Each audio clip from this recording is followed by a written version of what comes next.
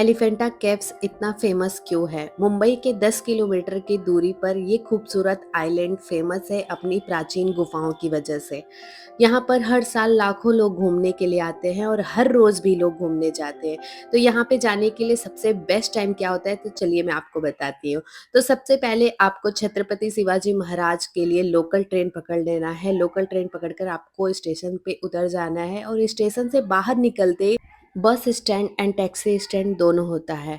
बस आपको मिल जाएगी A116 जिसका पर पर्सन प्राइस होता है 6 रुपीज़, फुल एसी होता है।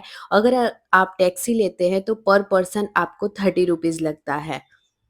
एलिफेंटा केव्स जाने के लिए जो गलतियाँ हमने की थी वो गलतियाँ आप ना करें, तो इसके लिए वीडियो ज़रूर देखिएगा। तो गेटवे ऑफ इंडिया पे पहुंचकर आपको गेट नंबर 4 पर चले जाना है, जहां पर आपको फेरी की टिकट्स मिल जाते हैं और फेरी के टिकट्स का प्राइस होता है 260 रुपीज़ पर पर्सन और आने जाने दोनों का इंक्लूड रहता है 260 रुपीज़ के। एलिफेंटा केव्स की फेरी की टाइम होती है सुबह 9 बजे से मोस्टली स्टार्ट हो जाते हैं और शाम के 3:30 बजे लास्ट फेरी होता है। तो हमने यही गलतियाँ किया था, हमें पता नहीं था और हम लास्ट मोमेंट पे 3:15 पर पहुँचे थे। लकीली हमें ये फेरी मिल गई थी, ये लास्ट फेरी थी जो कि खुलने वाली थी। तो ये टाइमिंग का आप ज़रूर ध्यान रखिएगा, वरना आप प्लान करके जा रहे हो और अगर आपको फेरी ही नहीं मिलेगा तो क्या फ़ायदा है।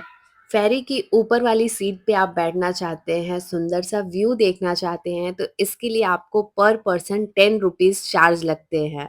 गेटवे ऑफ इंडिया से हमारी बोट खुल चुकी थी और हम समुंदर के बहुत ही खूबसूरत नज़ारों के साथ निकल पड़े थे।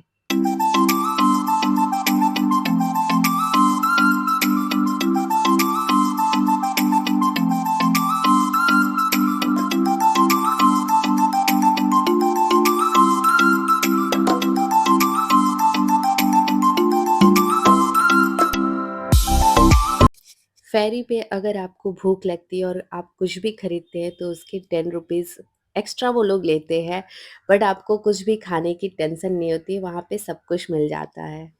कहते हैं 40-45 मिनट्स लगते हैं आपको एलिफेंटा केव्स जाने में, बट ऐसा नहीं है, ऑलमोस्ट आपको 1 आवर लग जाते हैं। तो 1 आवर के फेरी के राइड्स के बाद हम पहुंच गए थे एलिफेंटा केव्स और उसके बाद हमने टॉय ट्रेन के लिए लाइन लगा ली थी, जिसकी टिकट्स थी पर पर्सन 18 रुपीज़।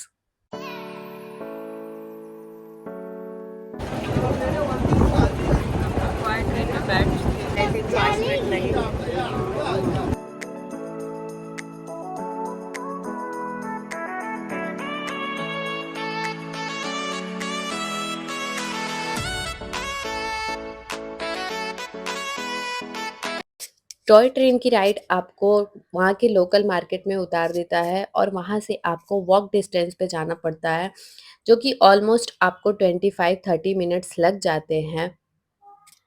फिर आपकी एंट्री एक गेट पर होती है जिसकी प्राइस होती है पर पर्सन 5 रुपीज़ और वहाँ पर एक चीज़ का आप ज़रूर ध्यान रखिएगा, वहाँ पर मंकीज़ बहुत होते हैं, तो आप अपने खाने-पीने की चीज़ें सँभाल कर रखिएगा।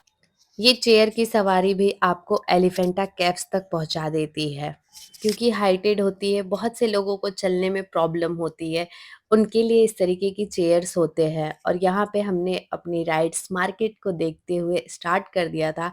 कितने हाइटेड पे थी ये हमें खुद भी नहीं पता था, बट ऑलमोस्ट हम तो थक चुके थे।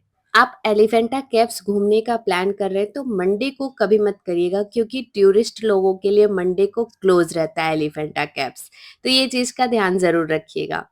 और वहाँ की सीढ़ियाँ बहुत ही हाइटेड थी, ऑलमोस्ट 20-25 मिनट्स हम सीढ़ियों पे चढ़ने के बाद हम पहुँच गए थे। एलिफेंटा में आपको एंट्री के लिए 40 रुपीज़ पर पर्सन टिकट्स होते हैं, उसके बाद आप एलिफेंटा केव्स में एंट्री ले सकते हैं।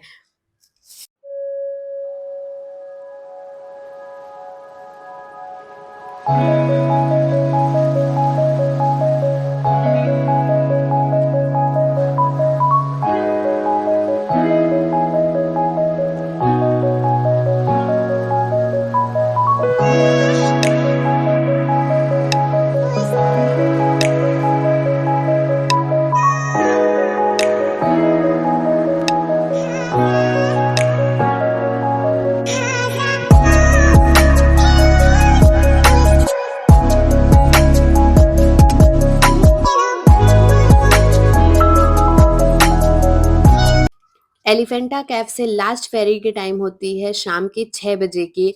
तो हमने गेटवे ऑफ इंडिया से ही फेरी लेट पकड़ी थी, तो हमें जल्दी से थोड़ा बहुत घूमकर हम निकल गए थे क्योंकि हमारी फेरी का टाइम हो गया था। और ये रियली जाने के टाइम में आपको जो सनसेट का व्यू दिखता है ना, बहुत प्यारा लगता है।